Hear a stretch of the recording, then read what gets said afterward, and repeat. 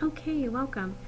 We are going to go over the first set of notes for our new unit, and it's going to be a little bit of a review. We're going to talk about Lewis dot structures, and we're going to review the definitions of compounds that we discussed last semester. We're also going to relate those Lewis dot structures to valence electrons. So a quick review for valence electrons. If you remember the definition, you can put it down here. They are the electrons that are found in the outermost energy level or energy shell, whichever term you like better. And take a moment, pause the video, and then draw the lithium electron diagram. Thank you for pausing. When you drew that, you notice that lithium has 3 electrons.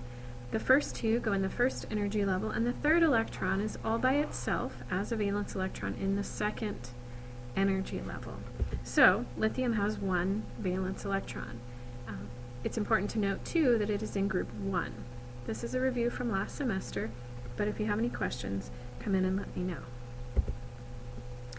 So a quick review on using the periodic table to determine the number of valence electrons. Go ahead and take a look at your periodic table and write in the number of valence electrons for each of these atoms. Pause the video, and when you're done, press play again. Great.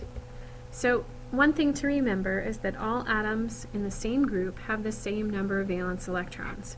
So you should have 7 valence electrons for chlorine and iodine, and they are in group 17. Sulfur and selenium have 6 valence electrons, and they're found in group 16. Sodium has 1 valence electron and is also located in group 1. Calcium has 2 valence electrons and is in group 2. Nitrogen has 5 valence electrons and is in group 15.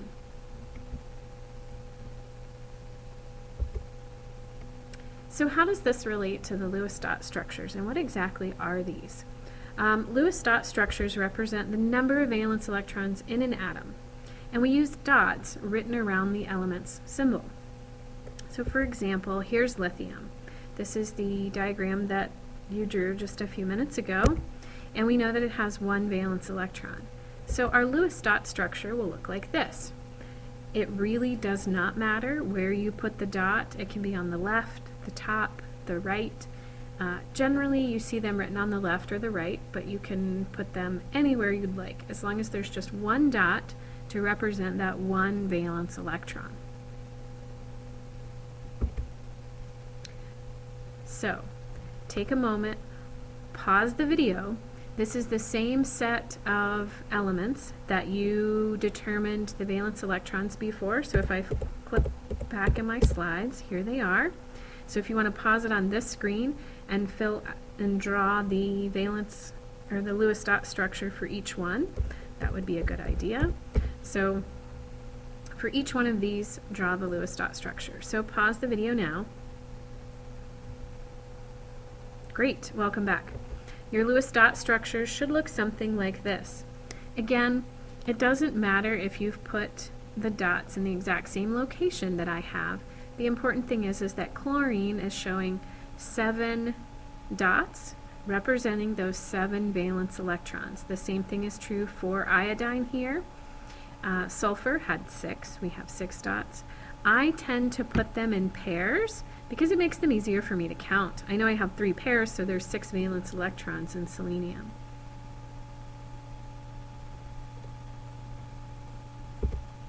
All right, so let's take these Lewis structures. It can help us predict how elements will bond. So let's take a review of compounds first and its definition. So a compound is a substance made up of 2 or more types of elements. All of these are compounds. So this is a water molecule, and it's made up of 2 different types of elements, oxygen and hydrogen. Table salt, sodium and chlorine, and over here we have methane, which is a carbon atom, the black one here in the middle, surrounded by 4 hydrogen atoms. And these are all examples of compounds. Last semester we talked about ionic compounds at great length. So here's a reminder, here's a definition. So an ionic compound is formed when atoms gain and lose their electrons, forming ions that are then attracted to each other. So sodium, with its one valence electron, would like to give that one electron away so that it has a full or stable outer energy shell. The chlorine atom would like to accept that one electron because it has 7 valence electrons and it would like 8 in order to be stable. So the transfer occurs. It's a good deal for everyone. Sodium transfers its 1 electron to chlorine, and when this happens, sodium becomes positive and chlorine becomes negative. And just like magnets, the opposite ends of magnets attract, this positive ion for sodium and the negative chloride ion stick together.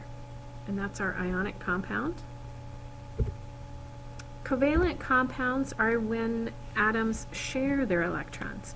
They're not really interested in completely giving away their electrons, so they end up sharing. This is a water molecule, and if you look at the placement of hydrogen on the periodic table, you will see that it has 1 valence electron, shown here. This hydrogen has 1 valence electron as well. And the first energy level only requires 2 electrons to be full, so if it shares its electron with oxygen, and then oxygen shares 1 back, you'll see that they both end up with a full outer energy level, as well as this hydrogen. So all 3 atoms are happy sharing their electrons. And that's a covalent compound. So let's take a look at the Lewis dot structures and ionic compounds. Typically we don't really write Lewis dot structures for ionic compounds, but if we did, it would look something like this. The Na, that now has an empty outer shell, would not have any dots around it, and the chlorine now has 8 dots, showing its full outer energy level.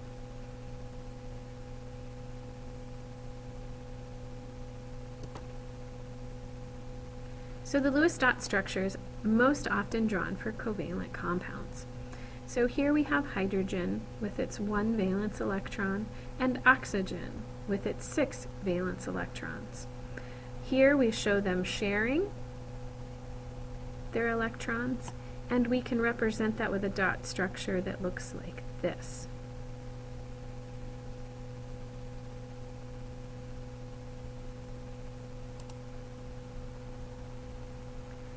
One of the things that we do to make drawing these bonds and showing these structures even easier is to use lines to show the bonds between atoms. So here we have our water molecule once again. The X's represent the hydrogen's 1 electron, and the round ones represent the electrons of the oxygen. We know that they're sharing these 2, and that is a bond. So in water you have 2 covalent bonds, 1 here and 1 here. And we often represent those with just a straight line.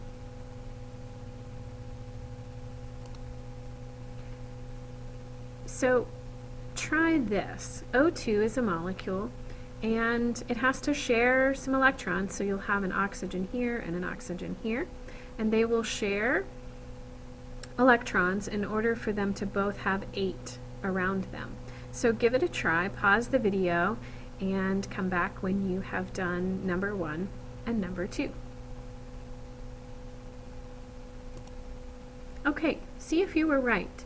Here we have an oxygen atom with 1, 2, 3, 4, 5, 6 valence electrons, yes? And this one also has 1, 2, 3, 4, 5, 6. But when we put these together this way, we can say that they are sharing these 4 electrons. So if I count these 4, 5, 6, 7, 8, this oxygen atom has 8 electrons.